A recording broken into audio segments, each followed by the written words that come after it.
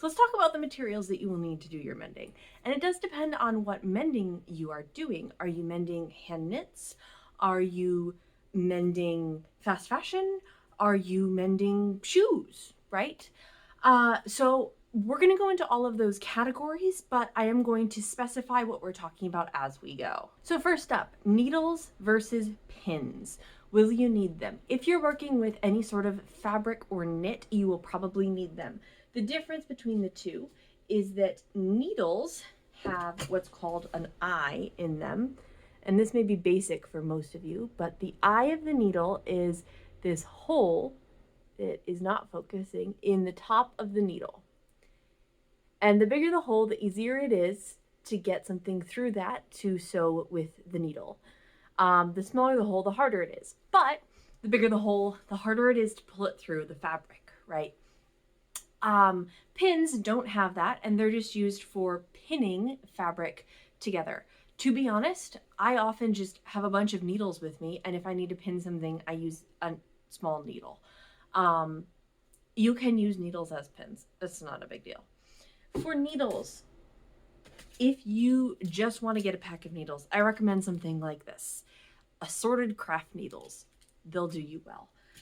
The general kinds that you are going to find are things like embroidery needles, crewel needles, and milliner's needles. For what you're looking for is ideally something that is strong, so it's not going to bend as you sew, something that is thin enough that it's not going to be a hardship to push it through, but that has an eye that is easy to get stuff through. I recommend milliner's needles or embroidery / crewel needles for any sort of textile work. And then darning needles is stuff like this. It's a little bit bigger and it will hold your yarn. And that's good for any time that you're working on a knit. You may also want to use a tiny crochet hook. I'll put a picture of what that might look like here. And that's going to be really good for reworking any sort of knit fabric, such as a sweater that has unraveled. You might hear about something like a thimble to push through. Do you really need that? No. I barely ever use mine. If you want to get one, I recommend getting a silicone thimble. It will just hold to your finger better than a metal thimble. If you have a metal thimble, use a metal thimble. But if your needle gets stuck, good old handy pair of pliers. Honest to goodness, just grab the needle and yank it through. It'll serve you well. Or just like push the needle down on the table. It works. I swear to God, it works. Now, what about the thread that you're going to be putting on these needles? Well, we've got a couple of different things. You can, of course, use scraps of yarn. If you are a yarny, scraps of yarn are going to be your friend. If you are not a yarny, you can find stuff like this. They sell small hanks of it in the embroidery section at like Michael's, Joann's, something like that. You're also going to find things like sewing thread. This is thin. It's very easy to pull through. And it's sort of like, let's see, this one is either 100% cotton or 100% polyester. It's very easy to just like pull through. It's nice and smooth. So it works very well for a basting stitch, something like that. And we'll be doing a whole video on basic stitching. You also might have something called embroidery thread, which comes in little tiny hanks like this. And the important thing about embroidery thread is that when you actually work with it, the thread itself, let me pull some off here, comes in sort of multiple threads threaded together. So this is my embroidery thread. And if you can see, let me pull this out for you. There are 6 separate, oh, none of this is focusing. Well, there are 6 separate threads there. So typically when you're doing actual embroidery, you're going to want to use 2 at a time. When I'm doing mending, I do 3. So you'll just cut a piece and then pull out 3 of those threads. You also might use specialty threads such as elastic thread, clear thread, conductive thread if you want to be able to use your phone through gloves or something like that. Conductive thread is iffy. It's not really worth all the hype. So you might want to get some of those, but those are kind of your basic materials when it comes to mending. What about fabric for patches? Well, they have iron-on patches that you can get at places like Michael's, Joann's. The problem with those is that the edges tend to come up, so you're going to want to whip stitch those down with some sort of thread or with a zigzag stitch on your machine. You can also use any sort of fabric that you have on hand. There's a couple different types of fabric that you might have. You might have upholstery fabric or sort of more heavy-duty fabric like denim, apparel fabric, corduroy, something like that. If you are a seamstress or a sewist, you know what I'm talking about. If you don't, what you're probably going to run into is quilting cotton. That is the fabric, quilting cotton. It is sort of taut. It doesn't really pull in either direction. It pulls a little bit on the diagonal. It is the one that comes in the most prints. It's the easiest to find. It's going to work for most patches. That's what I use most often. The other thing that you're going to be looking for is jersey fabric. This is what most of your sort of underwear might be made out of. It's what most t-shirts are made out of. And you think of like those sort of stretchy summer dresses, that's jersey fabric. And the other thing is knit fabric. Some you might find like a knit top. This is anything where you might be able to see like the V's or the bumps of the stitches. And I'll put like a picture here of what a knit fabric might look like close up. There's a lot of different ways this might look, but you think of like a sweater. And if you can think of a sweater fabric, it could be thinner or thicker, but that sort of fabric construction and structure, that's knit fabric. Those are kind of the different types of fabric that you'll run into.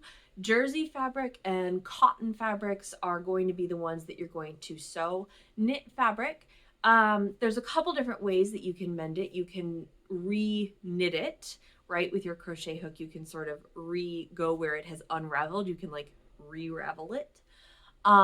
Or you can do a woven patch, and we'll get into how to do all of those.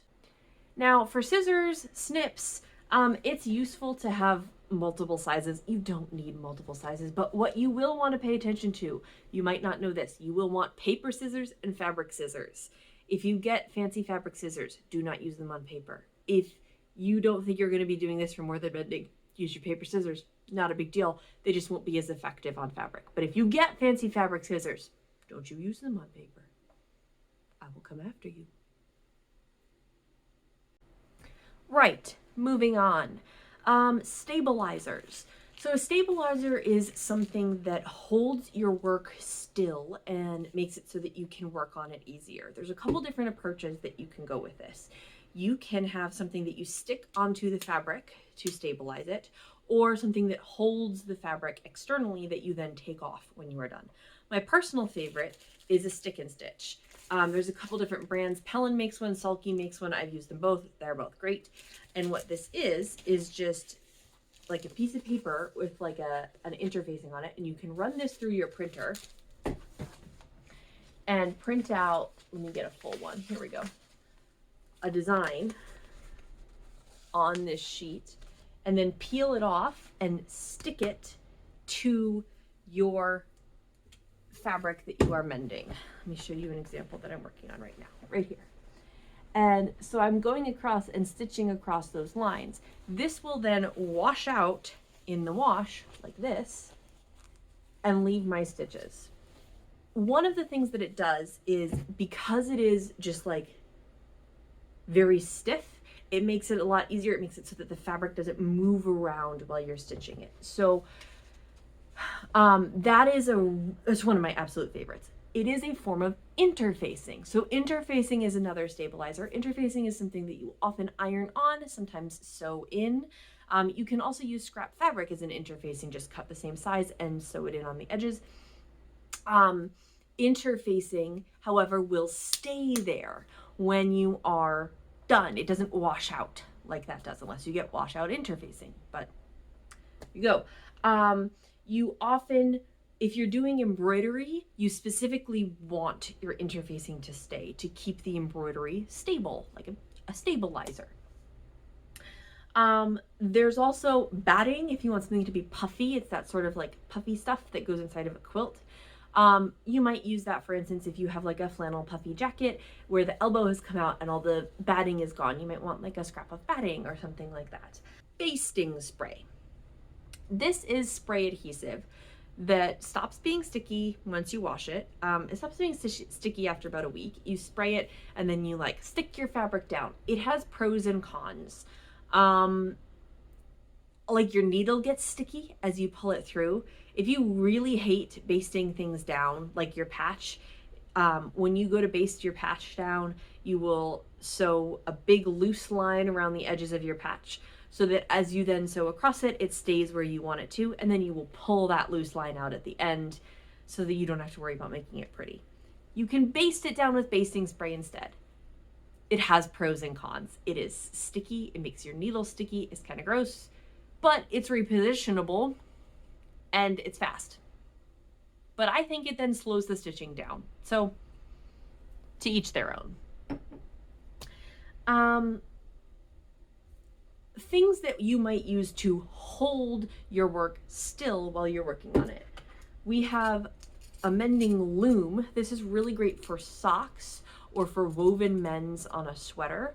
If you do a lot of mending, this is 100% worth it. You might also use an embroidery hoop. You probably know what an embroidery hoop is. It's that wooden hoop that holds your work still.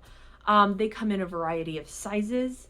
The tricky thing is getting the right size. You want it to be big enough to hold your whole work, but not so big that like it won't fit in a sleeve or something like that if you're doing sleeve work. And of course, there's a darning egg that you've probably heard of. There's also a darning mushroom. These are things that you put into your work that you can then hold your work over to sort of curve your work and hold it tight. Because an embroider hoop holds it flat and tight, but your body's not flat. If you're mending the heel of a sock, for instance, your heel is curved. So holding it tight over an egg shape, or I prefer the mushroom, which is more sort of curved across the top as opposed to egg shaped, will help to hold it flat and help you to darn easier in a sort of curved taut shape. Those are your basic external stabilizers. So it depends on what you're working on. If you plan to use your sewing machine for your mending, a couple of things that you might want to have with your sewing machine: a walking foot and a jersey or knit or ballpoint needle if you plan to work with any stretchy fabric at all. Or if you plan to work with a lot of layers, you'll definitely want your walking foot. And if you plan to do zippers, you'll want a zipper foot. Zippers are tricky, but totally doable. They're very difficult to do without a machine, but if you have a zipper foot, you can do them. I promise you can do them. And just some other notions that you might want to have on the side. Buttons, elastic, Velcro, heat and bond hem tape. This is essentially iron-on fabric glue. So if something is coming undone, you can just like put a little bit of this heat and bond hem tape in there and iron it, and then it just like glues it back together. It's great. Zippers, if you choose to do zippers, and fray check, which is just like a glue that you put, it's not even like a glue, but it acts like a glue. You put it along something that's fraying and it sort of stops it from fraying. It's pretty great. Also various adhesives. So super glue, of course. There's also things called shoe glue. White glue is interesting because it does come out in the washing machine. So you could glue something down with white glue, ironing it sets it where it is, and then stitch it, and then it will wash out in the washing machine. You might also want ceramic or glass glue. I haven't really found one in particular that I love, so I can't recommend a specific one, but adhesives in general are a good nice to have. So that is my comprehensive list, as far as I could come up with at this point in time, of materials that you might need. I cannot promise that I won't say you'll need something else at some point during March, because I'm still working on this. But hopefully that was helpful, and I can't wait to see you more during the month of March.